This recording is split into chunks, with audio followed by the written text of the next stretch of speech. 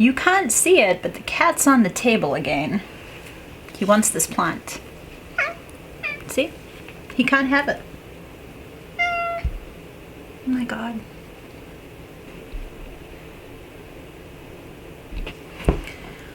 All right, I've moved the plant. The cat is still here, and probably he's about to try and get the plant, so I'm just gonna... Oh my goodness.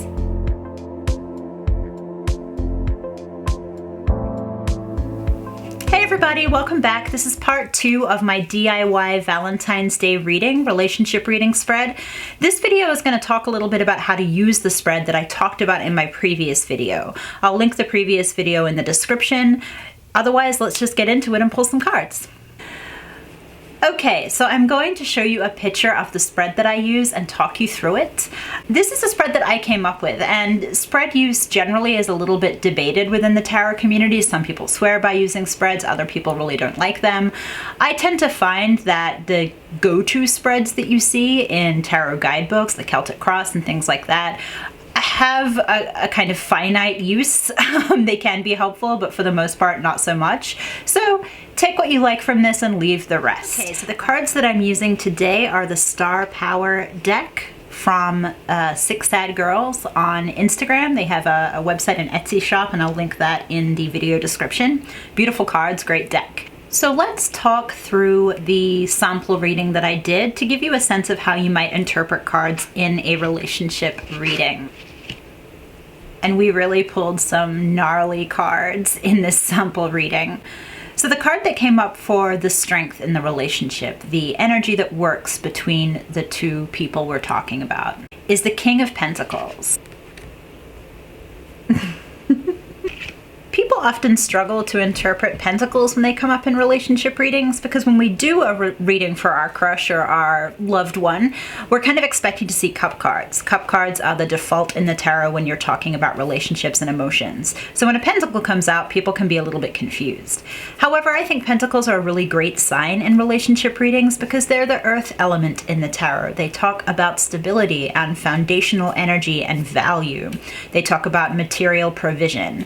And you know, the best kinds of relationships obviously include a high degree of emotion and vulnerability and connectivity, but they also include somebody offering you something meaningful. So the King of Pentacles is a great strength because we're looking at a relationship that has a high degree of control when it comes to material value. This is somebody who, you know, is your king or your queen. They want to treat you like royalty. They want to provide for you. Usually the King of Pentacles comes up for somebody who's very stable. They have their life together. They probably have a fairly good job. They earn their own money. They are able to provide for themselves and also provide for you.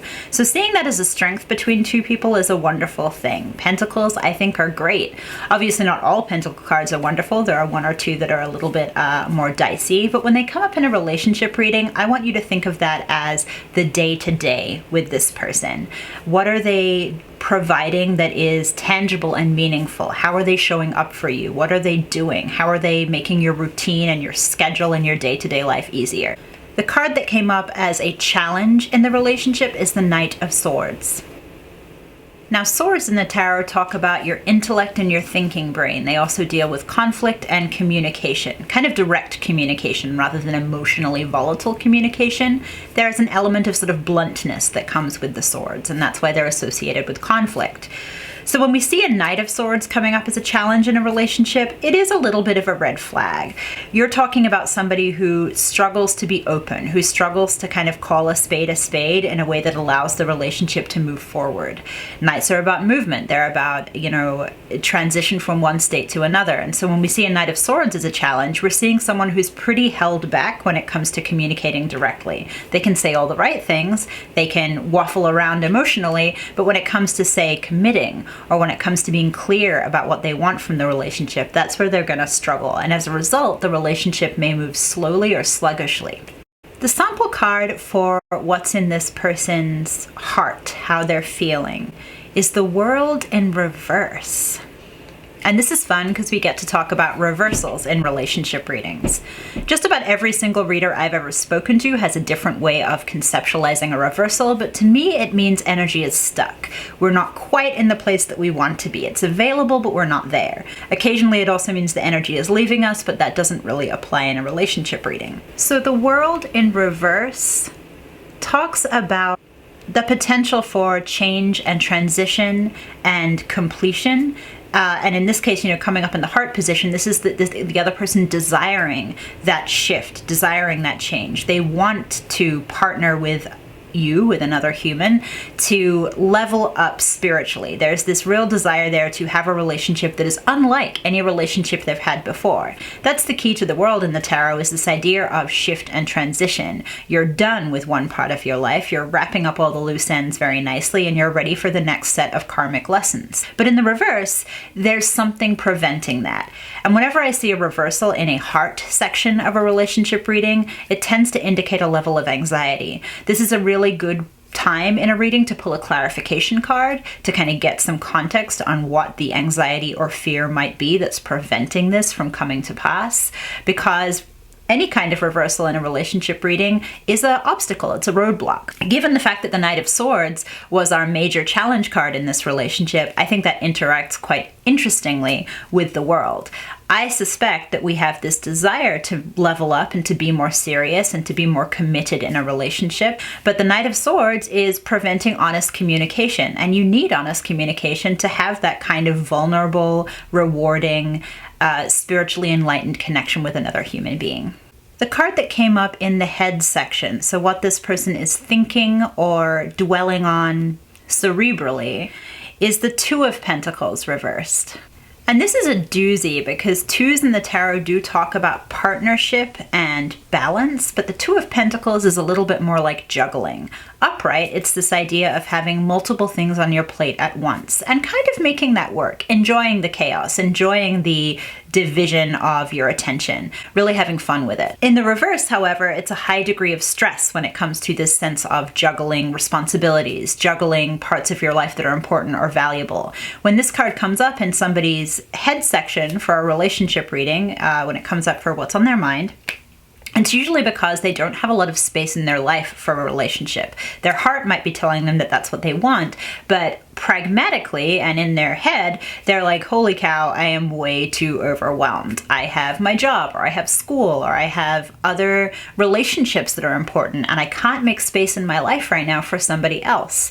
Now, if the Two of Pentacles were upright, I'd be saying, you know what, this person has a lot on their plate, but they're still able to make room for you. There's still space and time. In the reverse, however, we're not there yet. This person has to do some reshuffling and rejuggling in order to allow room in their life for the relationship. Finally, we have the outcome card, and the outcome card is a look forward at what might be going on in the relationship in the near future. The outcome card is never going to look 25 years down the track because too much can change based on free will, choice, other universal variables. It's very hard to look at particularly a new relationship, a fledgling relationship, and say, okay, well, will we be together forever? Because, oh my gosh, so much can happen between now and when you are dead. Who knows? However, short-term outcome you can kind of predict in relationships, I've found. And the Five of Cups, not the greatest outcome. The Five of Cups is loss, it's grief, it's dwelling on the negatives rather than taking some space and time to reflect on the positives. It comes up a lot for people who have experienced a high degree of trauma or, other difficulties in previous relationships because it embodies that kind of negative mindset. And so for this to be an outcome card in a relationship reading, we're looking at an inability for this person to see the value in the connection long term. They want the connection, they want to be more serious about it, they want to level it up, but they can't stop dwelling on what they've lost previously, whether that's a former relationship that they're grieving, whether that's just some other emotional baggage that they're processing, or whether they just tend to nitpick the relationship and see the negative qualities in you rather than, taking the space and the time to reflect on the good things that you bring into their lives. It's not a great mindset when it comes to predicting a fulfilling and healthy relationship moving forward. Five of Cups people tend to lack the ability to be in the moment. They're so preoccupied with their, negative self-talk, with their trauma, with their losses, with their griefs, that they let that overshadow the wonderful positive things that the relationship brings into their lives. And so if you do pull a Five of Cups anywhere in a relationship reading, it's not a great sign for, an ability to stay together and be happy. You can always stay together for the most part, unless somebody really shuts you out of their life. We've all known that person who holds on to a relationship well past its expiration date. It's possible to do, but there's a difference between staying together and making each other miserable and staying together and being productive and happy and helping each other grow. Five of Cups, not a good indication that there's too much growth left for that relationship.